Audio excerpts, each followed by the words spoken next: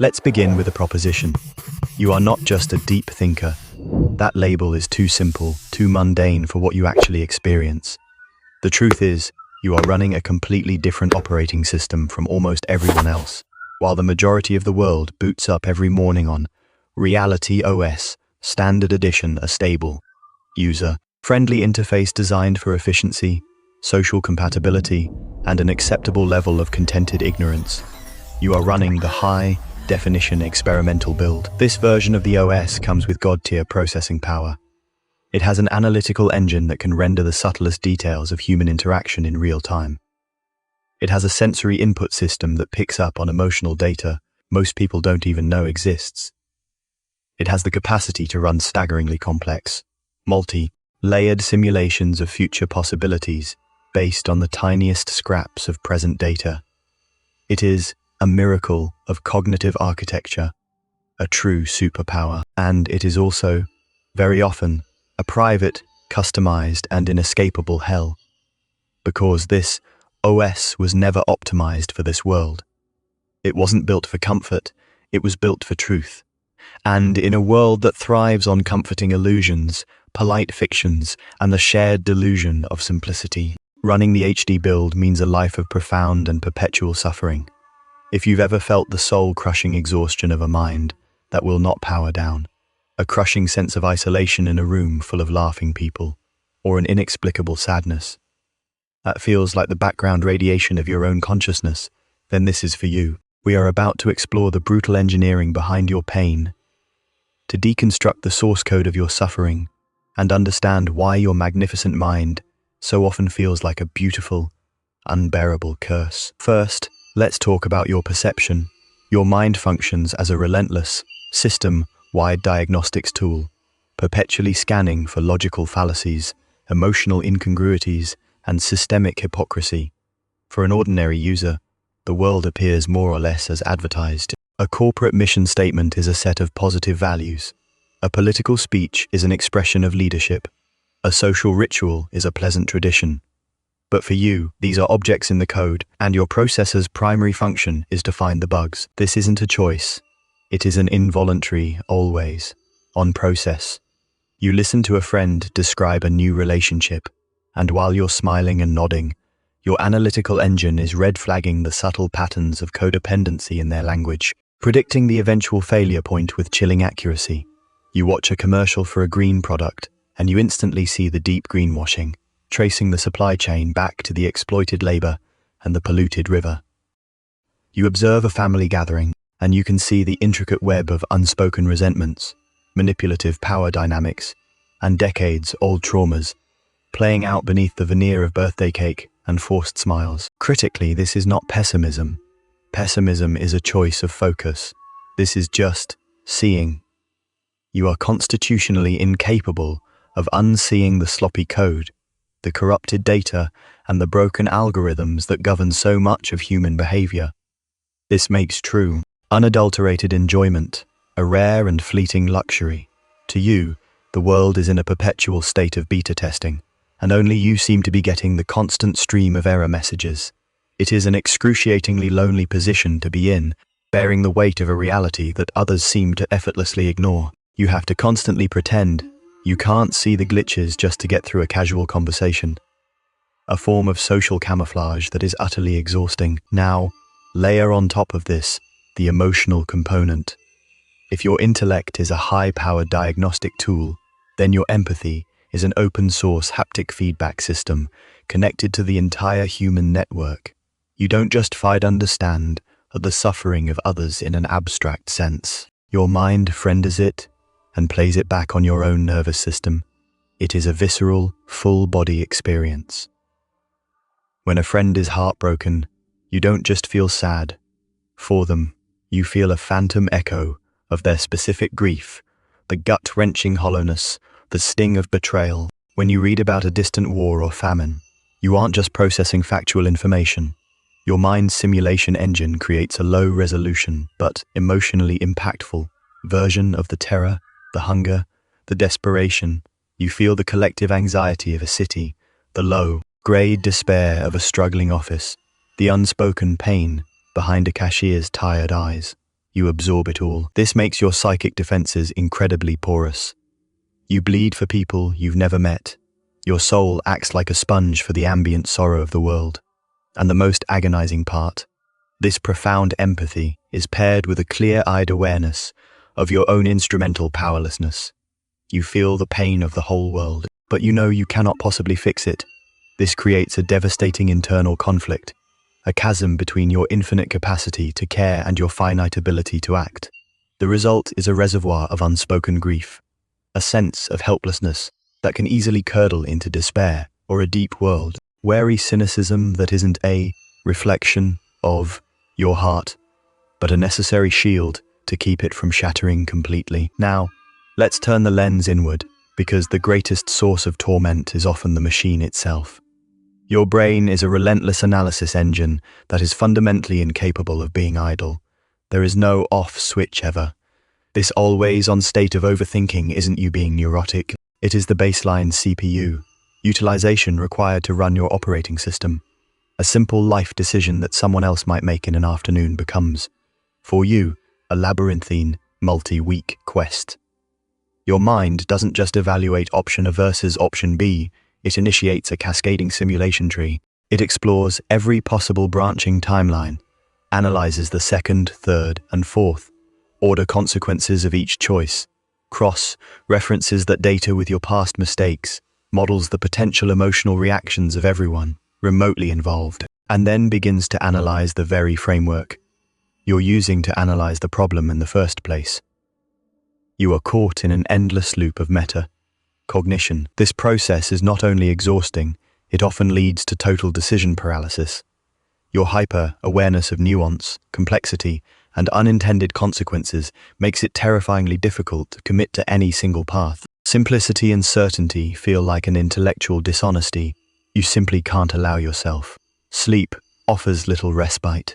The moment your body tries to rest, your mind sees it as perfect opportunity to defragment its data drives, replaying awkward social interactions from a decade ago, dissecting comments made in a meeting or wrestling with abstract, philosophical paradoxes until the sun comes up. The very gift that allows for profound breakthroughs and brilliant insights is the same mechanism that erects a prison around you, a prison built from the infinite hall of mirrors of your own thoughts. This internal complexity makes navigating the external social world feel like trying to run modern software on antiquated hardware. Most social interaction is built on a simple protocol: small talk, surface level exchanges, and mutual consensus. You, on the other hand, are wired for depth, nuance, and authentic connection. It's a fundamental communication mismatch. Engaging in small talk for you is not just boring, it is painful. It feels like being forced to communicate in a heavily compressed, lossy format, stripped of all meaningful data. You crave conversations that excavate truths, explore ideas, and connect to inner worlds.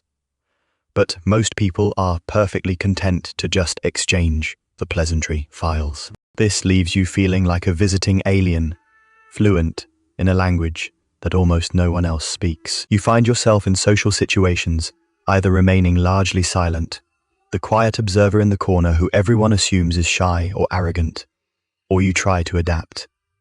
You dumb yourself down, filtering your thoughts, simplifying your language, and pretending not to see the 100 inconsistencies in the conversation around you.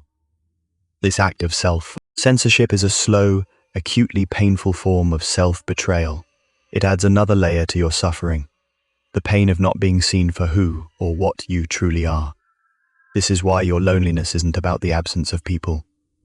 It's a deep soul-level loneliness that comes from having no one with whom to share the staggering, beautiful, terrible view from inside your own mind. Finally, and perhaps most profoundly, your operating a system carries a fatalistic urge, the compulsion to investigate its own source code, while reality owes. Standard Edition keeps its users safely within the applications of daily life, career, family, hobbies. Your mind isn't satisfied. It is constantly trying to get root access. It compels you to confront The big, uncomfortable, unanswerable, existential questions. You cannot simply fengi exist. You must ask, why is there existence at all? You cannot simply live. You must wrestle with the certainty of your own death and the terrifying possibility of oblivion. You cannot simply strive for success. You must question consciousness, free will, and what, if anything, gives a fleeting life ultimate meaning against the unfathomable backdrop of cosmic time. This existential inquiry is a double-edged sword.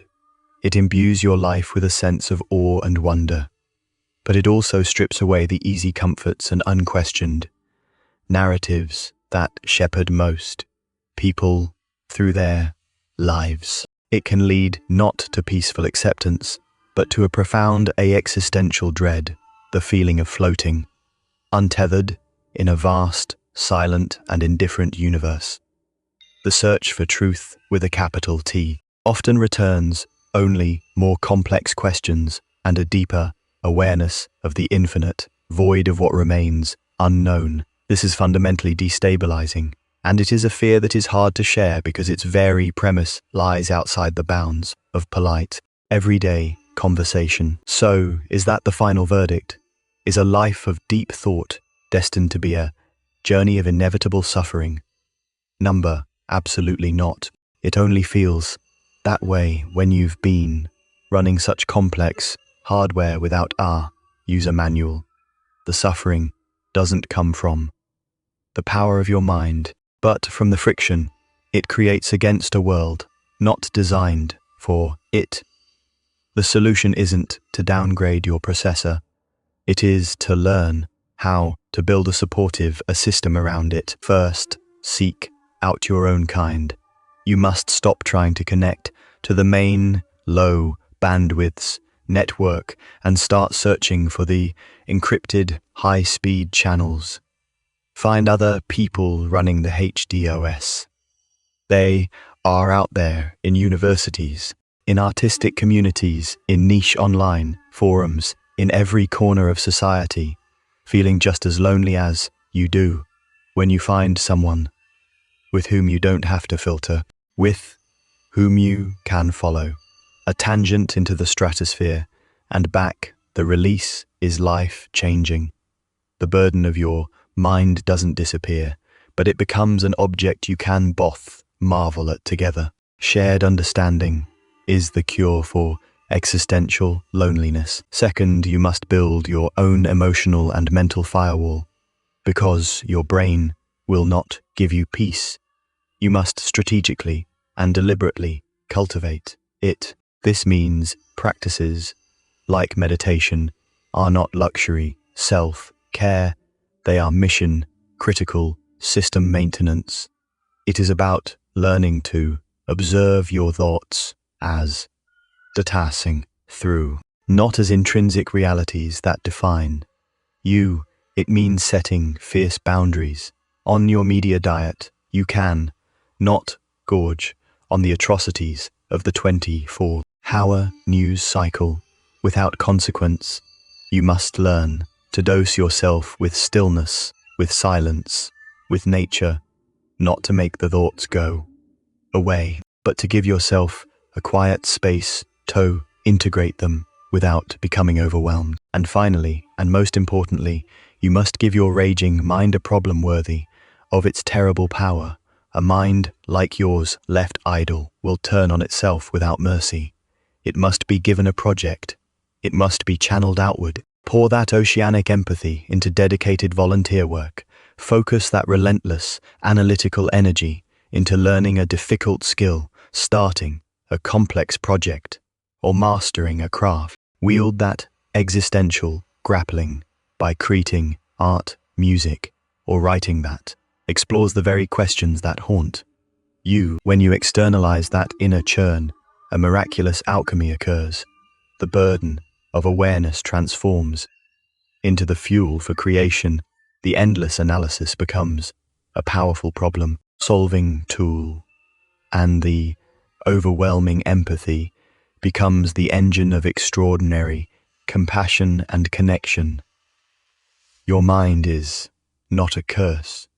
It is a high-performance engine. The pain is the overheating that happens when you've been running it at red line in neutral, stuck in traffic. So give it an open highway. Let it do what it was born to do. Your pain is a testament to your depth. Your suffering is commensurate with your capacity to perceive. And within that acute pain lies a staggering potential for wisdom, for beauty, and for a profound love of a reality you get to see in more glorious, excruciating, and unforgettable detail than anyone else. You are not broken. You are just witnessing reality on a whole other level. And the price of that clarity, as high as it may be, is what makes you so agonizingly and magnificently real.